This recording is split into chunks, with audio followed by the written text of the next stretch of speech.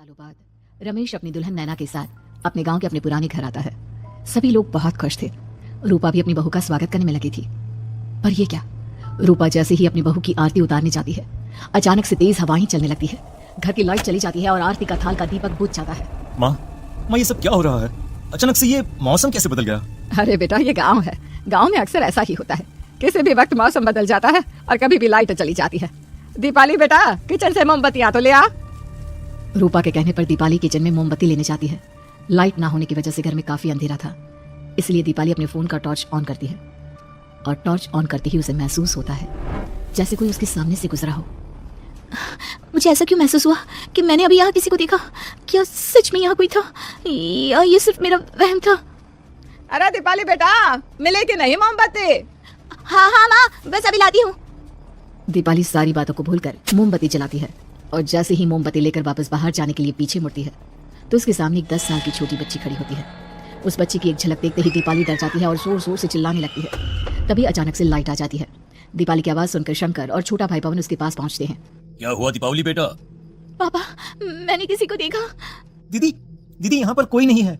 अंधेरे में वहम हुआ होगा आपको। अब चलो, दरवाजे पर भैया भाभी कब से खड़े हैं। दीपाली भी इसे अपना एक वहम समझकर सबके साथ बाहर चली जाती है, जहां वो लोग अपनी भाभी का स्वागत करते हैं। नैना अपने पैरों से कलश को गिराकर थाल में पैर रखती है और घर के अंदर जाती है। सब घर के अंदर चले जाते हैं। भाभी, मैं आपकी ननद नहीं, आपकी छोटी बहन और फ्रेंड की तरह हूँ, इसलिए कभी भी आपको ये लगे कि भैया आपको सता रहे हैं तो आप उनकी शिकायत मुझसे कर देना। भाभी भैया की शिकायत करे या ना करे, पर मुझसे और माँ से तेरी शिकायत जरूर करेगी। सभी आपस में बैठकर हंसी मजाक कर रहे थे। नैना भी घूंघट की अपने बिस्तर पर बैठी थी। वो सब आपस में बात कर ही रहे होते हैं कि तभी उन्हें एक अजीब डरावनी आवाज सुनाई देती है और कमरे की खिड़की अपने आप ही खुल जाती है।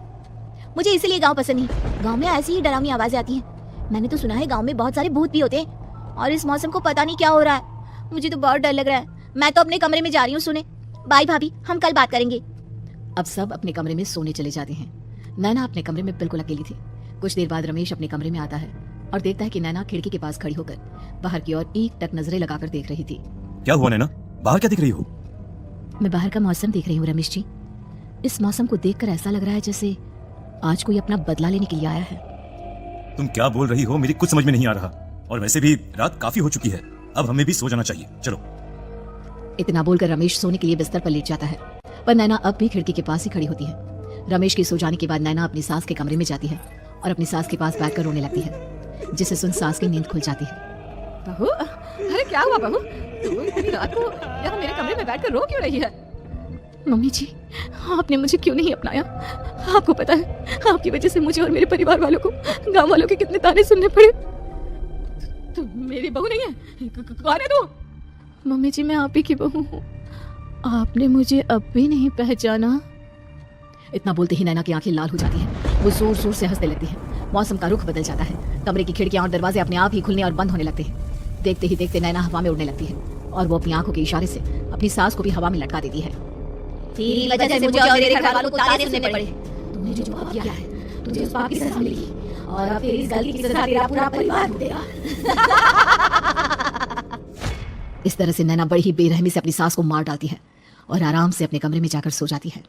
अगली सुबह जब घर वालों को कमरे में रूपा की लाश मिलती है तो उन लोगों के पैरों तले जमीन खिसक जाती है। कल तक माँ बिल्कुल ठीक थी, फिर अचानक ऐसा क्या हुआ रात को कि माँ हम सबको छोड़कर चली गई? सारी गलती मेरी है।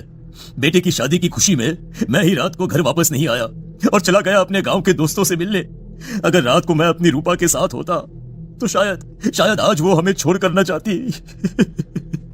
घर में शोक का माहौल बसर गया था, पर नैना को इस बात से कोई फर्क नहीं पड़ रहा था और ये बात कहीं ना कहीं पवन को भी समझ में आ रही थी। अब ऐसे ही कुछ दिन बीतते हैं और 1 महीने के अंदर ही अंदर शंकर की भी मौत हो जाती है। पहले माँ छोड़कर चली गई और अब पिताजी। क्या हो गया है हमारे घर को? पता नहीं किसकी नजर लग गई है। भैया, ये घर सही नहीं है। हम जब से इस घर में आए हैं कुछ न कुछ बुरा ही हो रहा है। हमें यहाँ से वापस शहर चले जाना चाहिए। जहाँ रमेश, दीपाली और पवन का रो रो कर बुरा हाल था, वहीं नैना अपने कमरे में बैठी आराम से मेकअप कर रही थी। दीदी, मुझे तुमसे कुछ बात करनी है। मुझे लगता है कि इन सब के पीछे भाभी का हाथ है। पवन, तो ये सब क्या कह रहा है? तू होश में तो है ना? अगर भैया भाभी ने तेरी ये बकवास बात सुन ली तो उनके दिल पर क्या गुजरेगी? तू भाभी पर इतना बड़ा इल्जाम कैसे लगा सकता है? दीदी, आप खुद ही देख लो ना। हम जब से इस घर में आए हैं सब कुछ बदल गया है। शादी से पहले नैना भाभी ऐसी बिल्कुल नहीं थी, पर अब वो किसी से बात नहीं करती, ज्यादातर अकेले अपने कमरे में ही रहती है। और कभी उनसे बात करो भी तो न जाने कैसी अजीबोगरीब तरह की बातें करने लगती है। तू पागल हो गया है। आप समझती क्यों नहीं है दीदी? देखो ना, हमारे घर में मौत का सिलसिला शुरू हो गया है, पर भाभी को कोई फर्क नहीं पड़ रहा। वो अभी भी मेकअप कर रही हैं, आराम से खाना खा रही हैं। और दीदी, आपको पता है, जिस रात माँ की मौत हुई थी ना, उस रात मैंने भाभी को माँ के कमरे में जाते हुए देखा था। पवन की बातें सुन अब दीपाली के मन में भी शक पैदा होने लगता है और वो इस बारे में रमेश से बात करती है। रात को सब साथ में बैठकर खाना खा रहे थे, तभी कौन हो तुम, और तुम ये सब क्यों कर रही हो? क्यों सबकी जान ले रही हो? रमेश जी, ये आप क्या कह रहे हैं? मैं भला मम्मी जी पापा जी की जान क्यों लूंगी? मैंने कब कहा कि तुमने माँ पापा की जान ली? नैना, तुम तो मेरी पत्नी हो, तुम थोड़ी किसी को मारोगी। नैना, तुम नैना ही हो ना? रमेश की ये बात सुनते ही नैना खाना छोड़कर गुस्से में सबको देखने लगती है। नैना की गुस्से भरी आंख को देखकर तीनों भाई बहन डर जाते हैं। तभी नैना जोर जोर से हंसने लगती है। मैं ही तो हूँ आपकी पत्नी गौरी। गौरी का नाम सुनते ही रमेश के होश उड़ जाते हैं। आखिर कौन है ये गौरी? क्या है इस घर और घर वालों का राज? हमारे दोनों बच्चे एक साथ कितने अच्छे लग रहे हैं ना। हाँ, कितने अच्छे दोस्त हैं दोनों।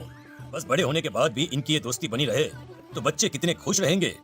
मैं क्या सोच रहा था कि क्यों ना हम अपनी दोस्ती को रिश्तेदारी में बदल दें। मैं अपने बेटे रमेश की शादी तेरी बेटी गौरी से करना चाहता हूँ। इस तरह हमारे बच्चे भी हमेशा साथ रहेंगे और हमारी दोस्ती भी रिश्तेदारी में बदल जाएगी। शंकर की इस बात से उसके दोस्त को बहुत अच्छा लगता है और वो अपनी बेटी की शादी रमेश से करवाने के लिए तैयार हो जाता है। बहुत जल्द दोनों परिवार मिलकर बचपन में ही रमेश और गौरी की शादी करा देते हैं। अरे शंकर, अपने बच्चों की शादी करवा कर हमने अपनी दोस्ती को रिश्तेदारी में बदल तो लिया, पर मैं चाहता हूँ कि अपनी गौरी का गौना 2 साल बाद करूँ ताकि वो थोड़ी समझदार हो जाए। अरे हाँ हाँ दोस्त, बिल्कुल, हमें कोई दिक्कत नहीं है। इसी तरह समय बीतने लगता है। समय के साथ शंकर का कारोबार तरक्की पकड़ लेता है और 2 साल बाद शंकर अपने पूरे परिवार के साथ शहर में शिफ्ट होने की तैयारी कर लेता है। जब यह खबर उसके दोस्त को पता चलती है तो वो शंकर से बात करने उसके घर जाता है। शंकर, 2 साल पूरे हो चुके हैं और अब तू शहर भी जाने वाला है। मैं सोच रहा था कि तेरे शहर जाने से पहले गौरी का गौना कर दूं ताकि तू अपनी बहू को अपने साथ लेकर जा सके। ये तू कैसी बातें कर रहा है? रिश्तेदारी बराबरी वालों से होती है और वैसे भी अब मैं, मेरा बेटा या मेरा परिवार कोई भी इस रिश्ते को नहीं मानता।